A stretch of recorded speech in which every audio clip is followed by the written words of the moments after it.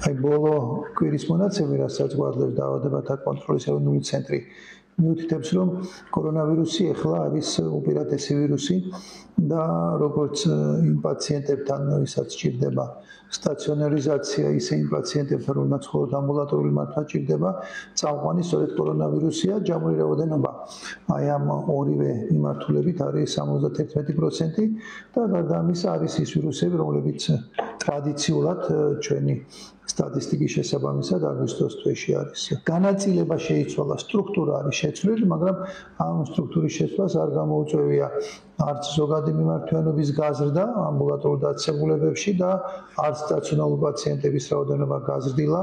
თუ გადავხედავთ ამ მაჩვენებლებს, ბოლო კვირეების განმავლობაში, ზაფხულის განმავლობაში სტაბილური ციფრია 100,000 მოსახლეზე ინფიცირებულებს გულისხმობდა, სადღაც 60-ჯერ ნაკლებია, ვიდრე იყო ზამთრის განმავლობაში. ომიკრონის ერთ-ერთი ქვევარიანტია გავრცელებული და მას არ ახასიათებს დაავადების მიმდინარეობის მიხედვით მდგომარეობის დამძიმება, ფილტვისანტების განვითარება, საავადმყოფოში მოხვედრის აუცილებლობა, ჩვეულებრივი სტანდარტული ისეთი ტიპის ვირუსია, რომელიც ძირითადად შეიძლება გაციების მსგავსი სიმპტომატიკა გამოიწვიოს.